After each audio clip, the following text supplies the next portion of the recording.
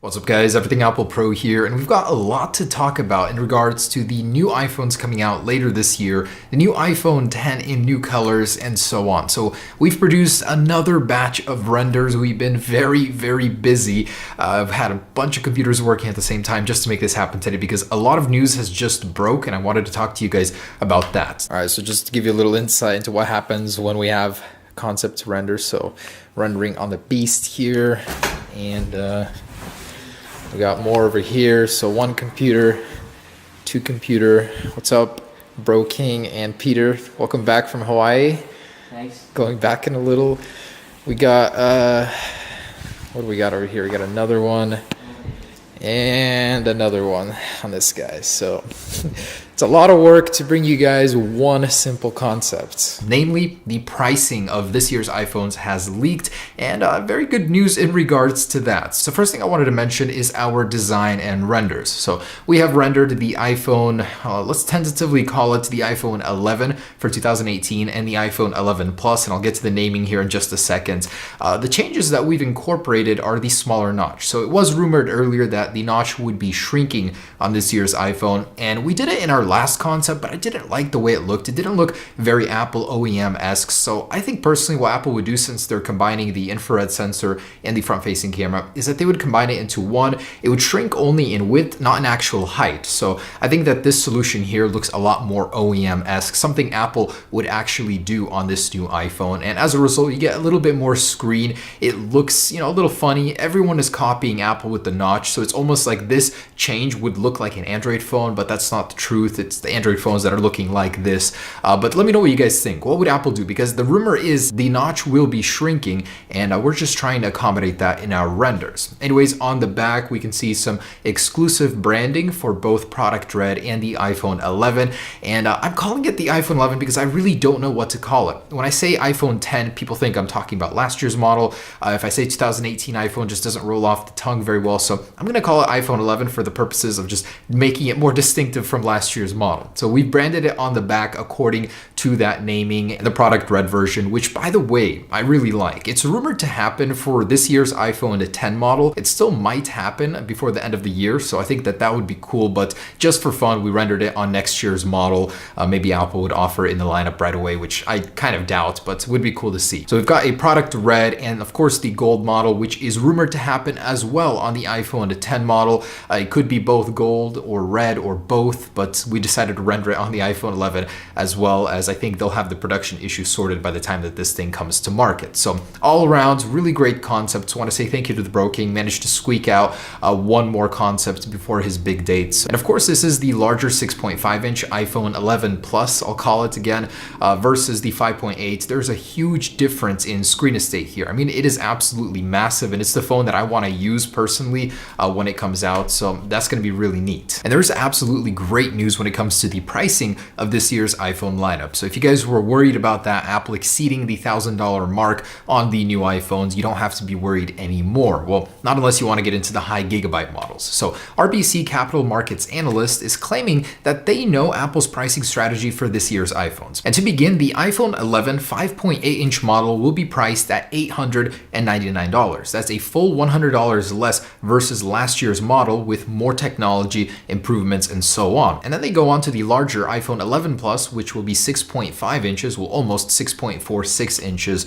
and they're saying it'll start at $999. It's very likely that Apple could have very similar gigabyte strategies, 64 gigabytes for base and then going up to 256, although 512 could be a possibility as Huawei is actually offering a 512 gigabyte phone soon. So it definitely is a possibility in the future, but not guaranteed. So let's stick to 256 for now. Either way, that strategy is incredible, and for Apple to offer that at a lower price point with improvements to the processor, camera, battery life, and even improvements to the screen with the notch being reduced, that would be fantastic. So for anybody that didn't want to upgrade to the smaller 5.8-inch iPhone, you'll be able to get a full stop larger at 6.5 for the same price that you would have paid last year. Now, aside from that, the rest of the lineup would follow suit. The 6.1-inch LCD model is supposed to start at about $799, $699 to $799, but this analyst is saying $799. It'll still have the LCD display display, the cutout, much of what the more expensive models have, aside from the organic LED display, but it'll have mostly what those have, just without those luxury points. It'll still have the A12 chip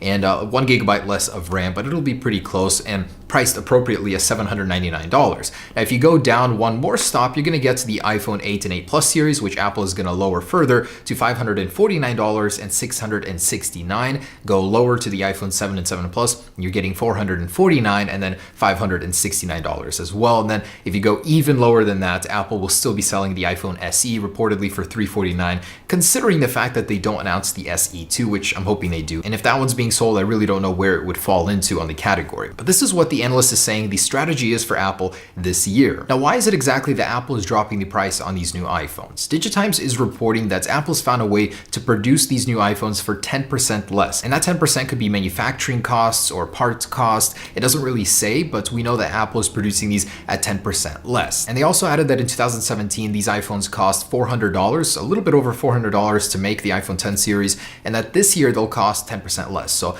that should be about a $360 or around there parts cost or total cost to make this phone, not counting marketing and all that. But that's still a pretty good margin for Apple. And of course, they'll be able to sell it to you for $100 less. And Digitimes is also reporting that Apple will be changing strategies in the way that they start producing these iPhones later this year. So they're going to start an early production run as early as the second quarter of 2018. Usually they start production in like June, July to August. So this is going to be pretty early for them as they want to prevent all of the bottleneck issues they had with the iPhone 10 last year. And that included the low yield rates of the 3D model sensors. And as a result, they weren't able to stockpile enough iPhones. So for the launch, they weren't as prepared as they wanted to be. Basically, the strategy revolves around having as many iPhones as possible at launch so they can sell them while the excitement is high, as it was detailed in the research notes. So basically, they don't run out of units to sell at launch, and eventually people's interest wanes, so they don't sell as many in the long run. So they want to have as many units as possible at launch. And could it be that Apple is finally getting serious about IP68 water resistance? I definitely hope so, because